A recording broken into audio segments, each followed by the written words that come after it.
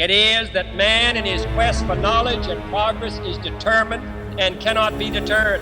The exploration of space will go ahead, and it is one of the great adventures of all time.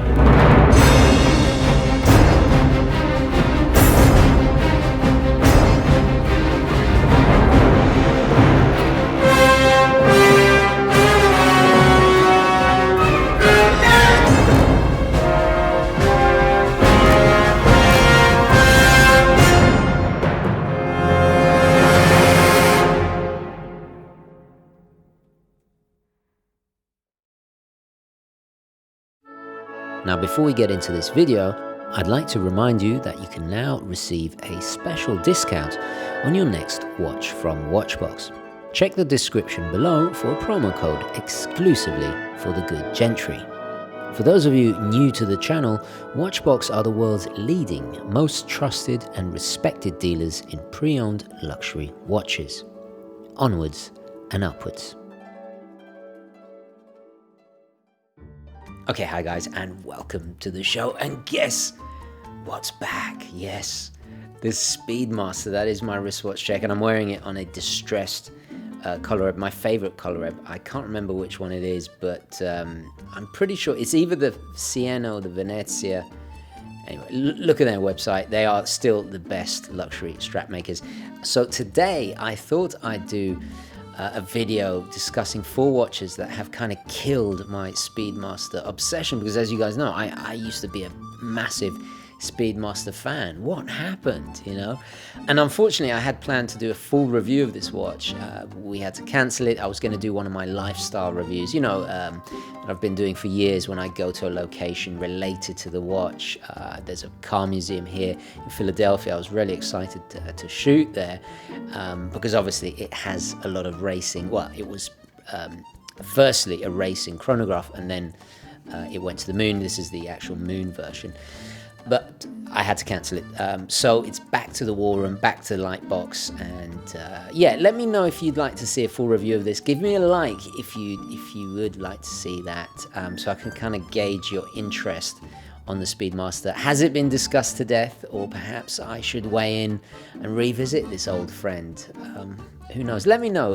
Anyway, without further ado, let's change perspectives and have a closer look. Now, before I get into this, I want to make it abundantly clear that I am not trying to diminish or detract from anyone loving the beloved Speedmaster.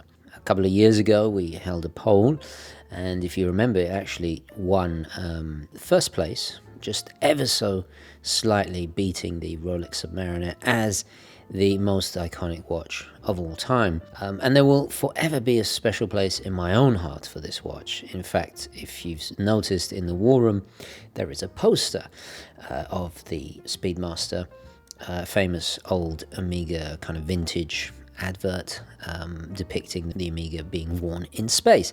Now, I've owned myself about 6 versions of this particular watch. Now, I started off with this reference. This has been borrowed in from Watchbox.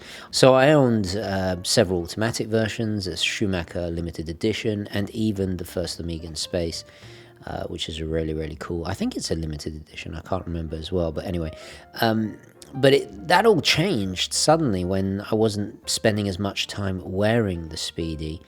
And so eventually they all got sold off in favor of other watches that I enjoy more. I think this is a natural part of collecting watches, and it might actually happen to you as well. Please do share your own stories in the comments. I love reading, you know, collecting habits and that kind of thing from you guys. And you know what? It could go the other way. It might never happen as well. So, but I do think it's normal, or just a normal part of the watch collecting journey, so to speak.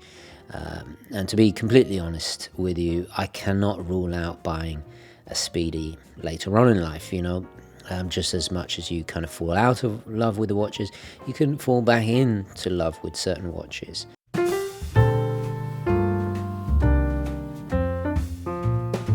So in 2017, I went to see the Christopher Nolan movie Dunkirk and was absolutely blown away. Not just because it was one of his best movies, if not his best movie to date, but also from a horological perspective. The movie perfectly highlighted just how crucial the use of timepieces were in that struggle, and would continue to be fundamentally important for the entirety of World War II. Omega was among the brands who supplied the most watches to the MOD and the Allied forces, so much so that Field Marshal Montgomery actually visited the Omega factory after the war. And what really captured the imagination was Tom Hardy's character, who was a pilot of a Spitfire, using his CK2129 in order to calculate how much time he had left before he ran out of fuel, so he could stay in the fight and save as many lives as he could. And it literally was by the second. This daring and intense drama that unfolded helped to gain recognition for the role that Swiss watches played in the conflict. Now, his Omega was one of the more rarer to find, but luckily I scored this little World War II era CK2292, which is essentially a similar watch but without the extra timing bezel, and this in fact is often referred to as the Spitfire watch, which I have reviewed, by the way. And in fact, it was probably one of the most interesting videos to research, because during that video I discovered that it had actually been recased by Denison. And this happened to a lot of former issued watches of the Royal Air Force, because after the conflict was over, they were repurposed for civilian use. Now, if you're not familiar with Denison, they're quite a famous British case maker who once made cases even for Rolex and many other top brands. So it's lovely to think that part of this is actually British made, and you can tell it's actually signed Denison, made in England in the inside, which I think is really, really cool. And on top of that, it's a little bit more robust than the steel-plated original case that Omega made, which is of course why they recased them. So owning a watch that actually served in conflict, to have British-made components, instantly makes me feel a deeper connection. Don't let its modest little size and its rather dressy appearance fool you. This is a war hero. The thermally blued poire hands are actually there to boost longevity, the life of the hands, for extra resistance against rust, and you can even see it started to turn all kinds of hues of purple and stuff. So it's not there to look pretty, although it absolutely does, and I wear this predominantly as a kind of dress watch. Now, mechanically speaking, this watch is actually pretty important to the history of Omega as well. The 30T2 was the precursor to almost a quarter of a century of movements that for generations to come laid the foundations and helped to secure Omega's reputation for accuracy and reliability. And it was used in the very first Seamaster line that was introduced post-war in 1948. And it's this caliber that helped Omega become one of the top Swiss watchmakers of the following decades. To put it into context, while it's no chronograph, without this particular watch, it's possible to say that the Seamaster and subsequent Speedmaster would have never existed. The chances of wearing a watch that actually went to the moon are practically zero, while wearing a watch that helped save the world in World War II is actually possible, and I got this for the price of the average used Seamaster. Now, hopefully now you can begin to understand the indelible effect that genuine historicity has when you wear a watch. For watch enthusiasts like me, the story and the meaning behind a watch is often the most compelling thing, and even though it is quite a rudimentary watch, the patina and faded numerals ironically look a little bit like the surface of the moon, and is just utterly bewitching.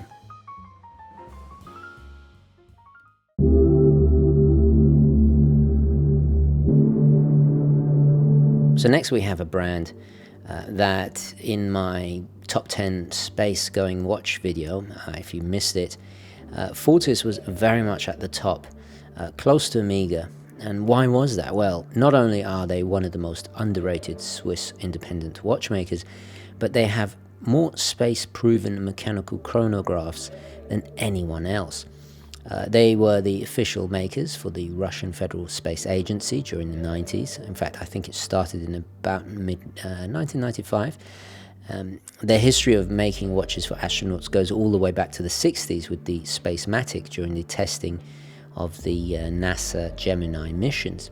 But their story of innovation started all the way back in 1926 as they manufactured the world's first automatic wristwatch. This ingenuity continued right up to the end of the century with the first mechanical alarm chronograph. This was not designed for the office, but to vibrate on the arm of an astronaut during space walks. In space, there is no sound in the atmosphere, so the actual physical sensation of the watch vibrating is used to notify the wearer. To this day, they still create timepieces under the same roof, and you can spot their watches on the wrists of countless space missions, and this has not ceased. In fact, in cooperation with the Austrian Space Forum since 2017, they've been working on the development of the first Mars watch. And when I visited their factory, I actually got to see in person watches that were actually worn in space.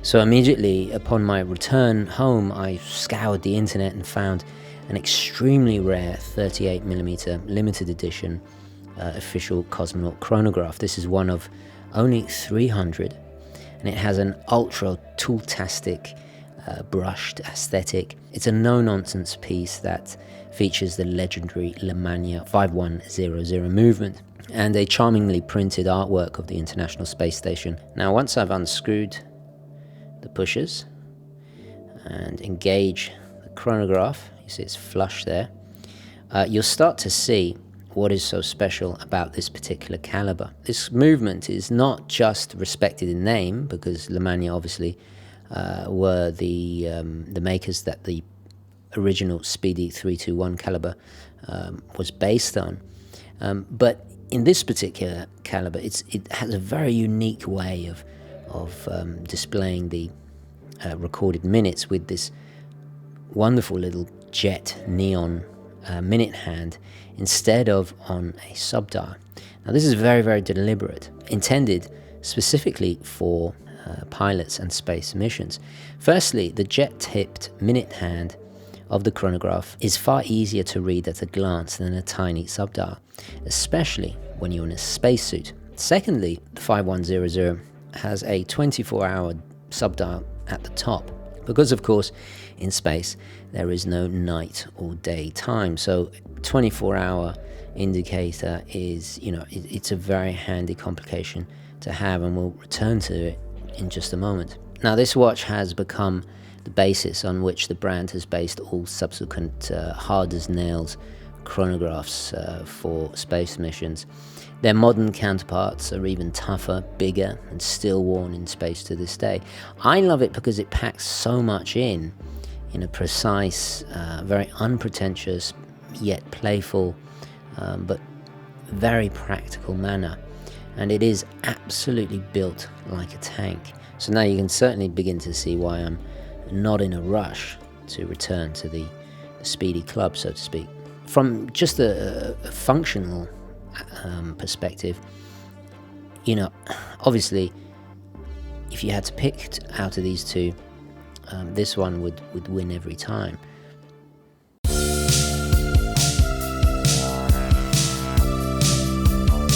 Okay, next is a watch that is perhaps the most polarizing and pretty much the most 80s you can get.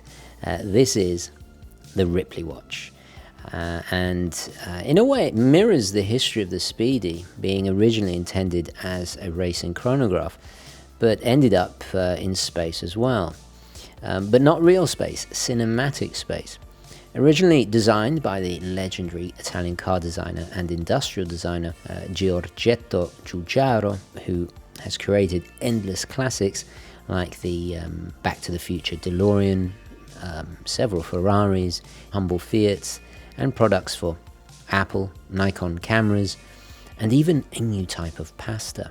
Originally released in 1983, which is incidentally the year of my birth, it was then re-released in 2016 in a limited amount, and this is where, or when I should say, I bought mine. The original 7A28 7000 and the SCED 035 are not exactly the same, with different quartz movements and minor changes to the case, but at first glance they are extremely similar.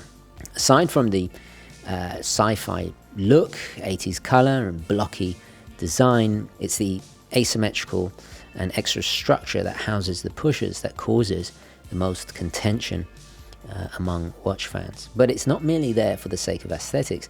Like any good design, it has real-world functionality. It's designed to be easier for the racing car driver to engage the chronograph function while his hand is on the steering wheel. The result is unequivocally distinctive, futuristic and utilitarian, but also translates beyond the racetrack. This caught the eye of famous Seikoholic James Cameron, a director who famously fusses over every single detail in his cinematic universes he creates.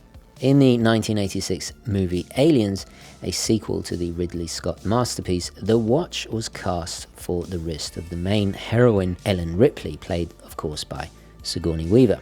Its iconic status was now immortalized in celluloid forever. The watch fitted perfectly with the juxtaposition of brutalist science fiction futurism and the biological extraterrestrial horror. It's important to note that Seiko had already been in actual real space with the beloved Pogue in 1973, when Colonel William Pogue brought his Seiko 6139 automatic chronograph on board the Skylab 4 mission, which naturally I've also reviewed. So just like the Speedmaster, the brand has conquered that new frontier both off and on screen. Again, we see parallels between the two watches and brands. Now, as you guys know, I seldom talk about buying watches as investments. I prefer buying for pleasure, or the pleasure of collecting and the enjoyment of obviously wearing the pieces. However, it must be said that of all my watches, this watch has tripled in value, almost close to quadrupling actually, since I purchased it. And this is in half the time it took for my Rolex Submariner to double in price. Once again, a lovely kind of poetic two fingers up to the watch snob and anyone who dares to question the power of the brand, or affordable watches for that matter. But ultimately, what makes this watch so great for me is the sense of fun, nostalgia. It's certainly offbeat, and I think every collection deserves to have a kind of wild card somewhere in there. And one thing you could certainly say about the Speedmaster that you can't say for the Seiko is sometimes it seems to be a little bit ubiquitous. I see a lot of Speedmasters out in the wild, but I've only ever seen one of these, and that was obviously at a gathering of watch enthusiasts. So it's a great conversation starter as well.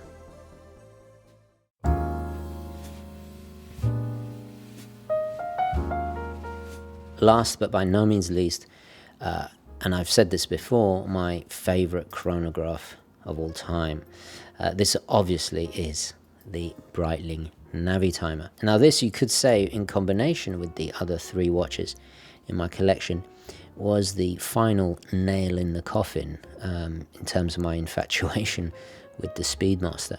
Many of you know of my undying love for the Seiko Flighty, so it was inevitable that one day I would be drawn to the equally busy and most important watch from Breitling. The Navitimer, in my humble opinion, is the most underrated of the watch icons, and here is why. Its design is an evolution of the 1942 aviation chronograph, the Breitling Chronomat, with its typical slide rule bezel. Breitling then decided to improve this highly practical bezel, and in 1952 the Navi was born. And it was over half a decade before the first Speedmaster. The slide rule bezel was used to calculate complicated operations without the need of any other tool.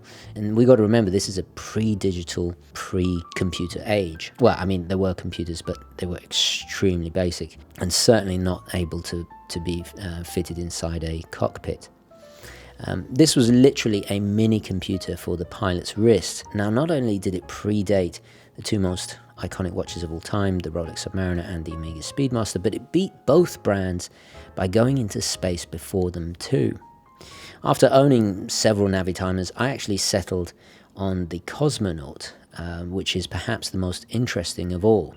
In 1959, the astronaut and illustrious jet pilot and Navitimer fan Scott Carpenter suggested to Breitling that they develop a Navitimer that incorporated a 24-hour dial instead of the normal 12-hour. And this was obviously intended for space travel.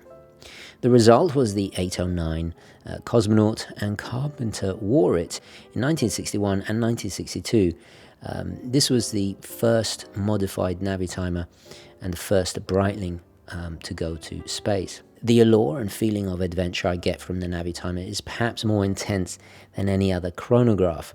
And while its busy style will turn off many, especially compared to the cleaner, much more simplified looking Speedmaster there, its style regardless is a mathematical masterpiece of computation and function. My current Navitimer is the last of the great manual wind based Cosmonauts. I settled on this as it's a bit more refined and certainly more robust compared to my former vintage 806, and extraordinary compared to the non-Cosmonauts in the way it displays the time. Yes, it is rather beguiling at first, but once you get used to it, it actually becomes really cool.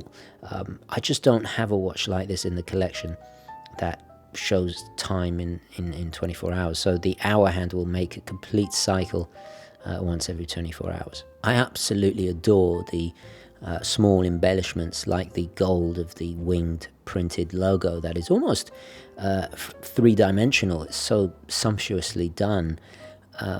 Also the intricate counterbalance and complicated expansive dial that is just so exquisitely printed. And I have to say, I really do enjoy this 7-link bracelet. It's rather high polished, a little bit blingy, but it's kind of like Milanese in a way, but obviously not quite as fine in the links. But it's a real pleasure to wear. There are few watches that I could own multiples of. The Navi is certainly one of them. My biggest seller's remorse was getting rid of the blue dial automatic. That to me is the kind of more quintessential version. Something I hope to correct when I've saved up. Now, I'm not alone in my love for this piece. It's a favorite of many, from Jerry Seinfeld, Kurt Russell, Oscar Isaac, Herbie Hancock, Graham Hill, and even the music legend and personal hero Miles Davis. It has appeared in countless movies and TV shows. But while it does enjoy the celebrity notoriety, there is one underlying distinction that many forget. In 1934, Willie Breitling, the successor of Leon, came up with the idea that is now pretty much the norm and has been for decades or ever since, and that is the two-pusher chronograph. One to start and stop, and the other to reset. This inherent brand history of innovation, combined with the sliding logarithmic scale and setting the trend for being oversized almost half a century before it was popular, makes the Navitimer one of the most important chronograph watches of all time. And it's important to note here, while I am well known for my love of more modestly sized watches, this is one of the few watches that's supposed to be big, obviously to increase legibility because you've got so much going on there. What's interesting is this particular scale, the 41 point something, is actually closer to the original scale. Now, of course, they've gone extraordinarily big, which is perhaps a good thing because it saves me from spending an absolute fortune. But I have to say, sometimes it is nice to wear something that has a little bit more presence. It's almost a kind of reassuring change. There's also a ton of options in terms of style and complications, and they're always priced competitively compared to the Speedy. For example, the Rattrapante or Rattrapante if you want to be correct about it, is really great value considering the complexity of that movement, which I also reviewed. So is it any wonder that this has become my favorite chronograph? And hopefully I will be adding more Navitimers to my collection soon. You see, I've already forgotten about the the Rolex Daytona a couple of weeks ago. That's the power of the Speedmaster. Anyway, guys, let me know your thoughts, queries, comments, opinions, all the rest of it down below. Please don't forget to like this video, especially if you want to see me do a full review, and share your experiences with watch collecting. Are there watches that you've fallen out of love with, or perhaps does it even happen when you fall in love again with a watch? I know there's a rebuy on the horizon, but I'll save that for the next video.